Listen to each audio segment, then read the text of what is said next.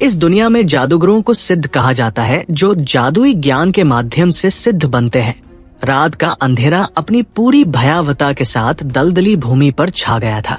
यहाँ की हवा में गीली धुंध और सड़ांध की महक घुली हुई थी। चारों ओर फैले छोटे छोटे गंदे पोखरों में अजीबोगरीब जीव जंतु रेंग रहे थे। जैसे ही कोई अनजान यात्री यहाँ से गुजरता, ये दलदल मानो उन मांसाहारी जीवों के लिए स्वर्ग बन जाता। यहाँ की भयावहता में दानवी बेले, मांसभक्षी कौवे, प्रेत नर्स और विशाल दलदली मगरमच्छ जैसे खतरनाक जीव विचरण करते थे। इन प्राणियों की मौजूदगी के कारण इस जगह को जीवित लोग यमपुरी मानते थे और दूर से ही किनारा कर लेते थे। लेकिन इस भयानक भूमि के ठीक बीचों बीच एक विशाल अंधेरी मीनार खड़ी थी। ये मीनार 100 फीट ऊंची थी और इसकी नींव काले अग्नि पत्थर से बनी थी। रात होते ही ये मीनार एक ठंडी, डरावनी चमक बिखेरने लगती, मानो यहाँ भूत प्रेतों का डेरा हो।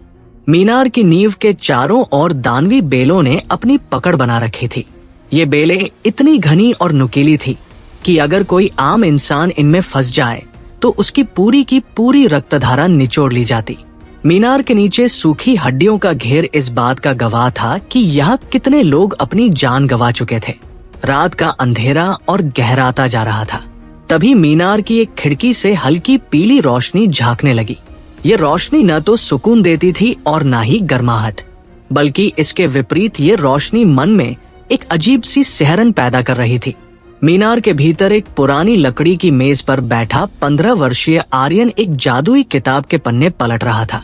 उसके सामने एक मोटी किताब खुली पड़ी थी, जिसे वो तन्मयता से कॉपी करने की कोशिश कर रहा था। आर्यन के चेहरे पर बेचैनी साफ झलक रही थी। 2 साल पहले जब उसकी आत्मा ने इस अनजान दुनिया में कदम रखा था, तब से उसके सिर में दर्द रह रहकर उठता था। उसका मन बार बार भूतकाल की घटनाओं में अटक जाता। धरती पर हुए हादसे की यादें उसके मन में बार बार तैरती। उसकी उंगलियां रुकी और बांस के पेन से कागज पर स्याही का बड़ा धब्बा बन गया। चाह कर भी मैं खुद को संभाल नहीं पा रहा। फिर से गलती हो गई। आर्यन ने गुस्से में मुट्ठियां भींच ली। उसकी आंखों में दर्द और निराशा की झलक थी। ये दुनिया अब वो धरती नहीं थी जिसे वह जानता था, और ये शरीर भी उसका अपना नहीं था। ये शरीर पहले आर्यन नाम के एक जादू विद्या के छात्र का था, जो कुछ दिन पहले एक घातक हादसे में मारा गया था। ठीक उसी वक्त धरती से आए आर्यन की आत्मा ने इस मृत शरीर में प्रवेश कर लिया। आर्यन के पास अब कोई चारा नहीं था। उसे इस अजनबी दुनिया में अपनी असली पहचान छुपाकर रहना था। अगर इस मीनार के लोगों को ये पता चल जाता कि असली आर्यन मर चुका है और उसकी जगह कोई और रह रहा है, तो उसका क्या हश्र होगा, वो सोच भी नहीं सकता था। अब वो खुद को उस आर्यन के रूप में ही पेश कर रहा था, जो यहाँ कालद्रव्य टावर में एक तुच्छ शिष्य था। बाहर के लोगों के लिए ये टावर एक सम्मानजनक स्थान था, लेकिन यहाँ रहने वाले शिष्यों के लिए ये एक बंदी गृह से कम नहीं था। कालद्रव्य टावर के एक साधारण शिष्य का काम था अपने महान आचार्य सिद्ध आंध्रसेन की दिनचर्या का ख्याल रखना।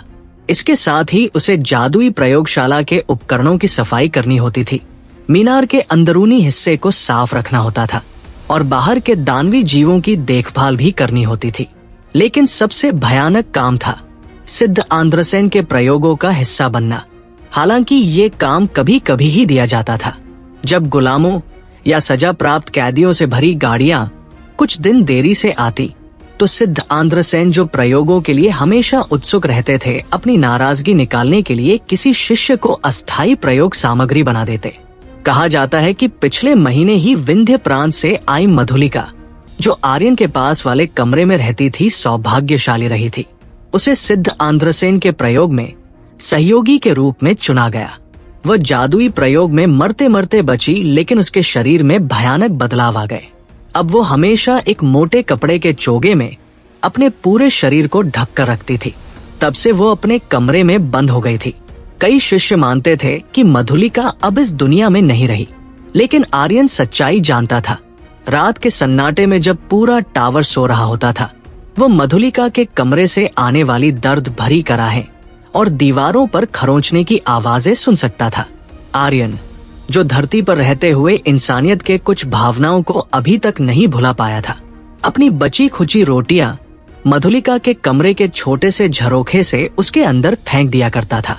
आज भी आर्यन किताब कॉपी करने में तल्लीन था, लेकिन तभी अचानक सिरदर्द ने उसे घेर लिया। उसका हाथ कांपा और बांस के पैन से बकरी की खाल पर स्याही का बड़ा धब्बा बन गया। कमबख्त, फिर से गलती हो गई। आर्यन ने खुद को कोसा। वो पहले ही पैसों के मामले में तंग था और अब एक और बकरी की खाल बर्बाद हो गई। ये खाल साधारण नहीं थी। एक साधारण बकरी की खाल 2 चांदी के सिक्कों में मिलती थी। इस दुनिया में सबसे आम मुद्रा थी स्वर्ण मुद्रा। एक स्वर्ण सिक्का 10 चांदी के सिक्के और एक चांदी का सिक्का 10 तांबे के सिक्के। 5 तांबे के सिक्कों में एक आम इंसान पूरा दिन गुजार सकता था, लेकिन यहाँ शिष्य ऐसे कागज कचरे में फेंक देते थे। लेकिन कालद्रव्य टावर के अंदर कोई भी चीज मुफ्त नहीं थी। आर्यन को यहाँ रहने, खाने और सीखने के लिए खुद ही पैसे जुटाने पड़ते थे। ये पैसे वो या तो मीनार के बाहर के खतरनाक दानवी जीवों की देखभाल करके कमा सकता था, या उन दानवी पौधों की देखरेख करके, या फिर उन खतरनाक प्रयोगशालाओं की सफाई करके। इन कामों के दौरान शिष्य एक जादुई ताबीज पहनते थे। ये ताबीज उन्हें मीनार के चारों ओर बने जादुई सुरक्षा घेरे से सुरक्षित निकालता था, लेकिन ये सुरक्षा सिर्फ नाम मात्र की थी। हर 2-3 महीने में कोई न कोई शिष्य किसी दानवी जीव के हाथों मारा जाता था, या जादुई प्रयोगशाला के जादू के झटके में जलकर राख हो जाता था। इसलिए सुरक्षित कामों पर हमेशा वरिष्ठ शिष्य कब्जा कर लेते थे और कमजोर शिष्यों को उन खतरनाक कामों पर भेजा जाता था जिनसे उनकी जान जा भी सकती थी। यहाँ पैसा सिर्फ रोजमर्रा की जरूरतों के लिए था। असली मुद्रा थी ज्ञान बिंदु। यह व्यवस्था खुद सिद्ध आंध्रसेन ने बनाई थी। टावर के पुस्तकालय में हर किताब पर एक विशेष ज्ञान बिंदु अंकित होता था। ज्ञान बिंदु हासिल करने के लिए शिष्यों को कठिन परिश्रम करना पड़ता था, लेकिन ये बिंदु सिर्फ बहुत थोड़े समय के लिए ही किताब उधार लेने के लिए होते थे, और वह समय इतना कम होता था कि शिष्य किताब के सारे ज्ञान को याद नहीं कर सकते थे। इसलिए अधिकतर शिष्य किताब उधार लेते ही उसे जल्दी जल्दी कॉपी करने लगते। इस काम के लिए उन्हें बकरी की खाल और स्याही की जरूरत होती थी, लेकिन ये चीजें मुफ्त नहीं थी, इसलिए शिष्यों को और अधिक पैसों की जरूरत पड़ती थी। अगर कोई सिद्ध शिष्य अमीर परिवार से आता था तो वो ज्ञान अंकों के लिए भारी रकम खर्च कर सकता था। इन दोनों के बीच विनिमय दर ये थी कि एक ज्ञान अंक की कीमत 100 सोने के सिक्कों के बराबर होती थी। उदाहरण के तौर पर राक्षस प्राणियों का शब्दकोश, जिसे आर्यन ने आज उधार लिया था, उसके लिए उसे 3 ज्ञान अंक खर्च करने पड़े थे। वह इसे केवल आधे दिन के लिए ही उधार ले सकता था। आर्यन की नकल करने की गति के हिसाब से उसने जो अंदाजा लगाया था, उसे इस किताब की पूरी कॉपी बनाने के लिए 3 बार इसे उधार लेना पड़ेगा। इसका मतलब कुल 9 ज्ञान अंक खर्च होंगे। आर्यन को ये 9 ज्ञान अंक कमाने के लिए लगातार 2 हफ्ते तक टावर छोड़कर बाहर जाना पड़ेगा। इसलिए उसने एक बकरी की चमड़े की उस कागज के खराब हो जाने पर कोई खास गुस्सा नहीं किया, लेकिन वह अपने कीमती 2 घंटे के समय के नकल करने में बर्बाद होने पर बहुत नाराज था। आर्यन ने गहरी सांस ली और अपने गुस्से को दबाने की पूरी कोशिश की, क्योंकि ऐसा करने से उसकी किताब की नकल बेहतर होगी। लेकिन उसी समय उसके दिमाग में अचानक एक परिचित बीप की आवाज गूंजने लगी। बीप, जैविक ऊर्जा आवश्यक मात्रा तक पहुंच गई है। जैविक सहायता चिप सीरियल नंबर ZXJ9521 सक्रिय हो रहा है। आर्यन ने चौंक कर आवाज निकाली। जैविक सहायता चिप। कभी जब वह इस नए संसार में पहली बार आया था, आर्यन ने खुद को एक महान अमर योद्धा बनने का ख्याल दिया था, जो दिव्य हथियार लेकर इस नई दुनिया में आता है। लेकिन बदकिस्मती से उस चिप ने अक्सर सिरदर्द के अलावा कभी सक्रिय होने का कोई संकेत नहीं दिया था। लेकिन आज हैरानी की बात यह थी कि वह आखिरकार काम करने लगा। चिप ने अपनी नई स्थिति के साथ समायोजन पूरा कर लिया और फिर आर्यन के दिमाग में एक सुंदर लेकिन भावहीन महिला की आवाज गूंजने लगी। मेजबान पहचाना गया। डेटाबेस स्थापित किया जा रहा है। कृपया प्रतीक्षा करें। अरे, ये अभी भी उसके नए शरीर को पहचान सकता था। ये उम्मीद के बाहर था। आखिरकार ये एक उन्नत जादू की दुनिया थी।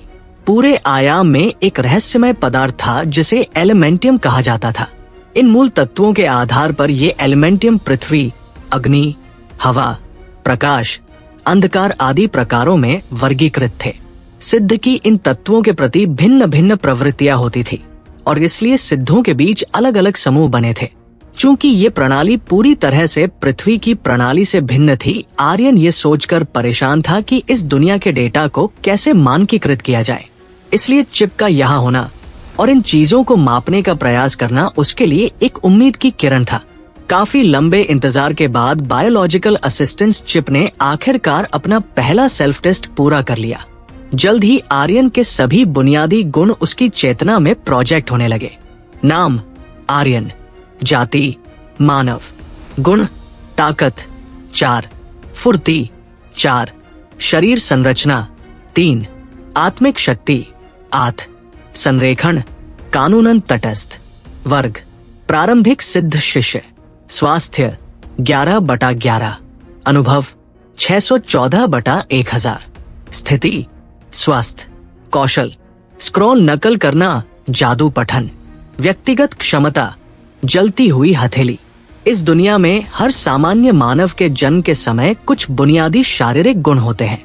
पीढ़ी दर पीढ़ी सिद्धों द्वारा किए गए शोध और वर्गीकरण के बाद इन गुणों को 4 प्रमुख श्रेणियों में विभाजित किया गया है। ताकत, शरीर संरचना, फुर्ती और आत्मिक शक्ति। जैसा कि अनुमान लगाया जा सकता है, सिद्ध को इन्हीं 4 गुणों के आधार पर वर्गीकृत किया जाता है। ताकत, ये किसी व्यक्ति की मांसपेशियों और शारीरिक शक्ति को दर्शाता है। ये गुण उन सिद्धों के लिए बेहद महत्वपूर्ण है जो करीबी मुकाबलों में निपुण होते हैं। ताकत जितनी अधिक होगी, हथियार के वार में उतनी ही ज्यादा क्षति होगी। साधारण इंसानों में यह गुण 3 से 4 तक होता है। 5 के स्तर पर कोई व्यक्ति असामान्य रूप से शक्तिशाली माना जाता है। फुर्ती, ये शरीर के सामंजस्य, लचीलापन, प्रतिक्रिया समय और संतुलन को दर्शाता है।